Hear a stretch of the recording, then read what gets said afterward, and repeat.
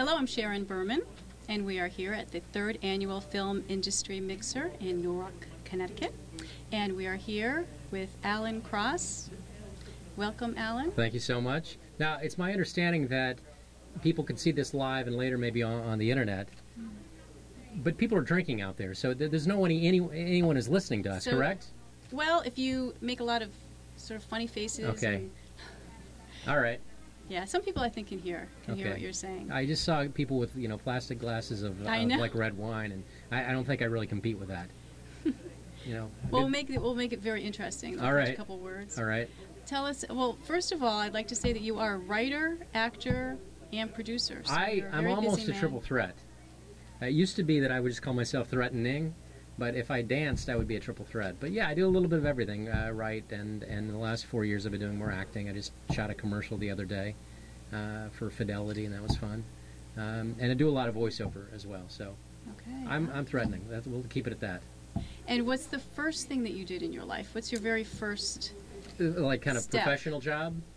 Well, when I graduated from college, I knew I wanted to be a comedy writer, but I was terrified because I was in Texas, and people become lawyers, you go to law school, or you become an accountant, and you go to accounting school. But comedy writer, what do you do?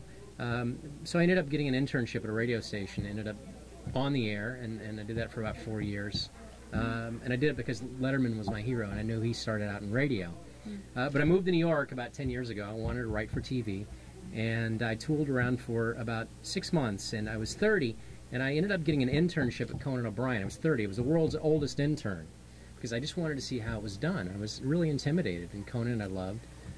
So I had the interview for the internship, and I decided, all right, I'm going to do it. I've saved money. I can work for free. I can slave for a while. And they said, great, all you need to do is show us a letter that says you're getting college credit. You're in. And I thought, all right, how hard can that be? Now, I had been out of college for 8 years. Turns out it's really hard to get college credit if you're not in college, enrolled in college. I called all these universities, even the one I went to. They said, no way. I wanted to do the internship. I didn't know what to do. And so I was reading Rolling Stone magazine. I was flipping through it. In the back, it had an ad that said, PhD's $99. So I enrolled at the Universal Institute of Metaphysical Theology. And they had a special on master's degrees for $69. And they sent a letter to NBC saying I was getting college credit. And I can now marry people. I have a master's from the Universal Institute of Metaphysical Theology. So that's how I got in. That was my introduction into TV comedy writing. So. I'm getting married in August, so I'll talk to you after this. Oh, okay, yeah. Metaphysical theology. It's so funny. That's wonderful. You must have been so happy. Well, I was 30, and I mean, I needed to make money, but I did it for a couple of months. And the fascinating thing for me was learning that I could write as bad as their worst stuff. I mean, I could write as good as their worst stuff, and sometimes I could write as good as their better stuff. I learned that writing is a process, particularly with comedy writers. It's about writing quantity, and not everything you write is going to be great. And that was one of the very much a formative thing I learned from being at Conan. You were nominated for 3 Emmys. Yeah. I ended up after Conan. I ended up shortly thereafter getting a job writing for Pop-Up Video on VH1, if you remember that show. And because of that, I know more specific information about the Backstreet Boys and NSYNC that any grown man my age should not know. You have to tell us.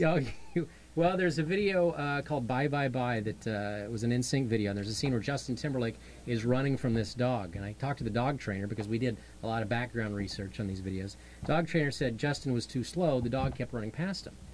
So what they had to do is stuff hot dogs in Justin Timberlake's pants so the dog would follow behind him. And I think I wouldn't be surprised if Timberlake to this day still stuffs a little sausage in there. I'm thinking he does. Absolutely. Yeah. So yeah, I was nominated for 3 Emmys for that show, and ended up being the head writer when I left. And it was a great, fun experience. It was really, really cool. What do you have going on now?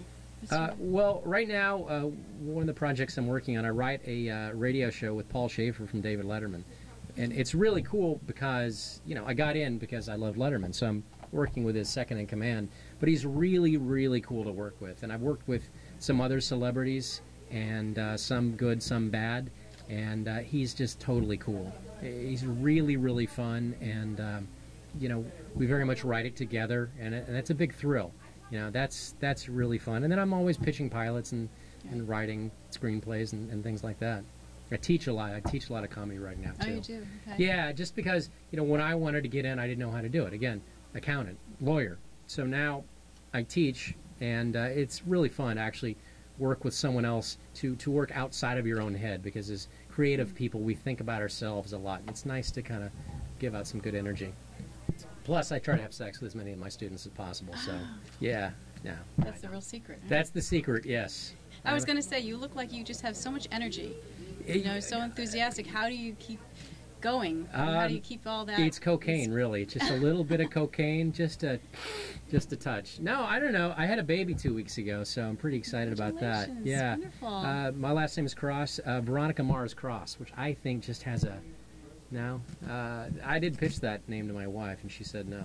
I also pitched Bennifer, because that would be good. No, but we named her Willa. So I'm actually, if I'm excited, I'm kind of a happy guy, but I'm also operating on not a lot of sleep, so I get a little punchy.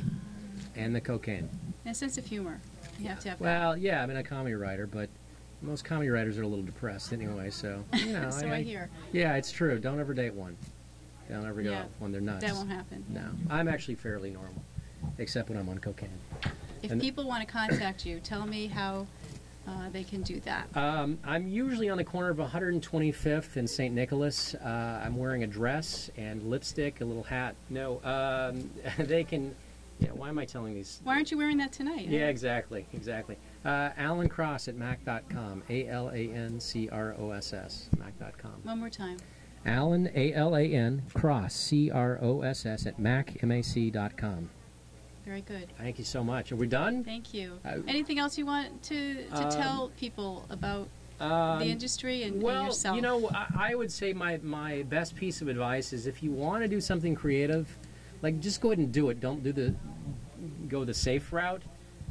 If you want to be an actor, don't say I'll try it for a couple of years, because it just doesn't work. It's like you got to kind of love it, and you have to just jump in.